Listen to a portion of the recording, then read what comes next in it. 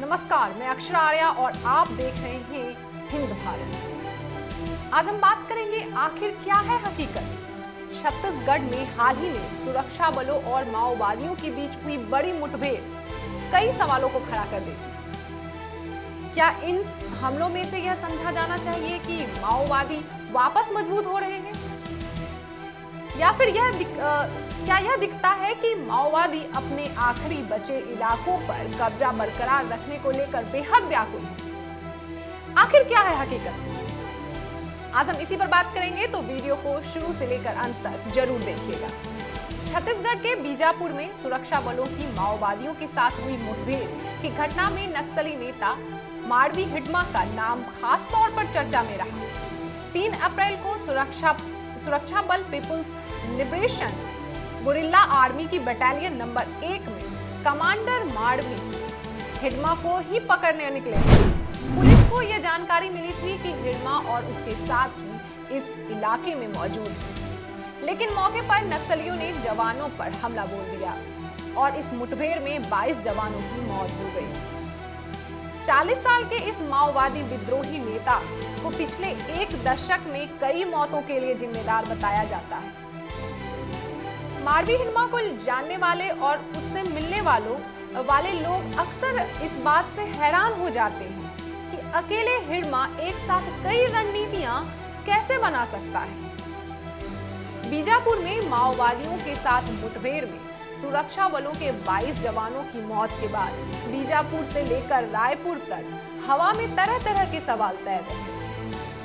साथ ही एक सवाल यह भी उठ रहा है कि आखिर कैसे माओवादियों की पीपुल्स लिबरेशन गुरिल्ला आर्मी के बटालियन नंबर 1 के कमांडर हिडमा ने खुद ही तर्रेम के आसपास के जंगलों में होने की खबर प्रचारित की, और कैसे सुरक्षा बलों के 2000 से अधिक जवान इस बटालियन को घेरने के लिए निकल पड़े और माओवादियों के जाल में फंसते चले गए।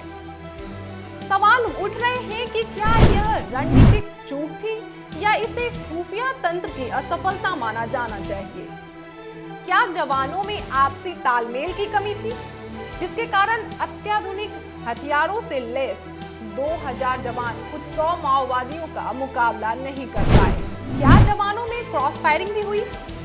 क्या सच में माओवादी 3-4 ट्रकों में अपने हताहत साथियों को लेकर भागे? क्या माओवादियों ने यह हमला इसलिए किया क्योंकि उनके आधार इलाके में सुरक्षा बलों ने अपने झंडे गाड़ दिए और माओवादियों के लिए अपने इलाके को बचा पाना मुश्किल हो रहा है? छत्तीसगढ़ के बीजापुर और सुकमा राज्य के अंतिम छोर पर बसे इलाके हैं और इन्हीं 2 जिलों में सरहद पर बसा हुआ है टेकला गुड़ा गांव, जहां शनिवार को दोपहर कई घंटों तक पुलिस और माओवादियों के बीच मुठभेड़ चलती रही। असल में माओवादियों का गढ़ कहे जाने वाले इस इलाके में माओवादियों के बटालियन नंबर 1 का दबदबा है। इस बटालियन के कमांडर मारवी हिडमा को लेकर जितने किस्से हैं, उससे केवल यह अनुमान लगाया जा सकता है कि हिडमा आक्रामक रणनीति का पर्याय है।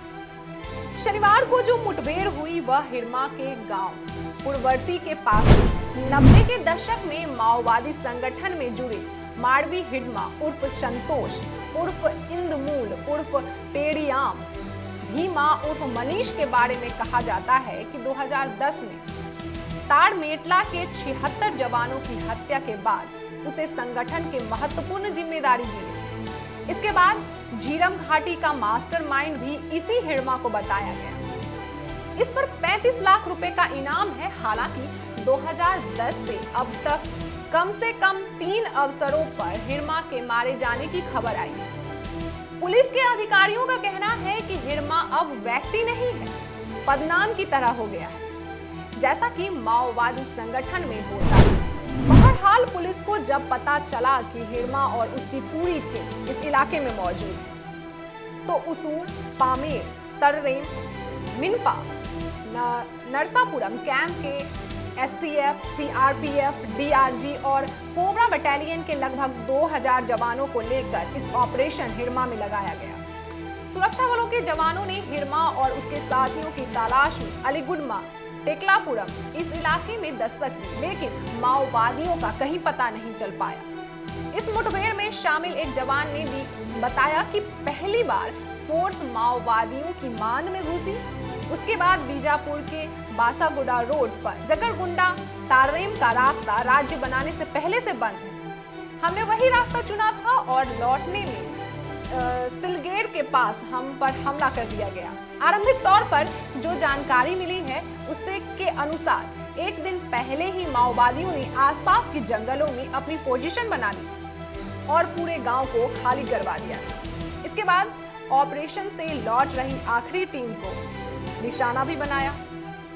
अब तक जो जानकारी सामने आई है उसके हिसाब से सुरक्षा बलों की टुकड़ी टेकलापुरा गांव से करीब 100 मीटर की दूरी और उसी समय माओवादियों ने हमला बोल दिया। दोपहर 12 बजे के आसपास शुरू हुई मुठभेड़ करीब 2 घंटे तक चली और थम गई। माओवादियों ने हमला बोला तो पास की सड़क और जंगल के इलाके में से बचते हुए जवानों ने पेड़ और गांव के घरों को आड़ ली, लेकिन वहां भी पहले से मौजूद माओवादियों ने उन पर हमला कर दिया। गांव के भीतर 3:30 बजे के आसपास हमला हुआ। जवान फिर वहां से निकलने की कोशिश करते हुए खुले मैदान और जंगल की ओर पहुंचे तो पास की पहाड़ी पर मोर्चा संभाल कर बैठे माओवादियों ने वहां से भी हमला कर दिया। माओवादियों ने LMG, UVZL, BGL, rocket launcher, mortar जैसे हथियारों का अंधाधुंध उपयोग किया, लेकिन संदिग्ध माओवादियों से मुठभेड़ में सुरक्षा बल के 22 जवानों की मौत ने सरकार के उन दावों को गलत साबित कर दिया है जिसमें कहा जा रहा था कि पिछले 2 साल में माओवादी कमजोर हुए। हालांकि राज्य के मुख्यमंत्री भूपेश बघेल ने फिर दोहराया कि माओवादी समिति क्षेत्र में सिमट कर रह गए और वे अपने अस्तित्व की लड़ाई लड़ रहे हैं। लेकिन क्या सच में ऐसा है?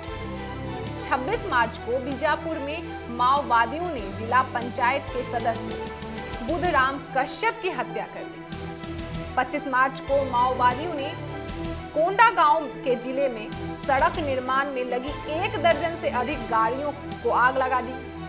23 मार्च को नारायणपुर जिले में माओवादियों ने सुरक्षा बल के जवानों की एक बस को विस्फोटक से उड़ा दिया, जिसमें करीब 5 जवान मारे गए। इसी तरह 20 मार्च को दंतेवाड़ा में पुलिस ने 2 माओवादियों को एक मुठभेड़ में मरने का दावा किया। 20 मार्च को बीजापुर जिले में माओवादियों ने पुलिस के जवान सन्नू पोनेम की हत्या कर दी। असल में 2018 में जब राज्य विधानसभा चुनाव होने को थे, उस समय कांग्रेस पार्टियों ने जो जन घोषणा पत्र जारी किया, उसे 2013 में झीरम घाटी में माओवादी हमले में मारे गए कांग्रेस नेता को समर्पित किया गया। इस घोषणा पत्र के क्रमांक 22 पर दर्ज है, नक्सल समस्या के समाधान के लिए नीति तैयार की जाएगी और वार्ता शुरू करने के लिए गंभीरतापूर्वक प्रयास किए जाएंगे।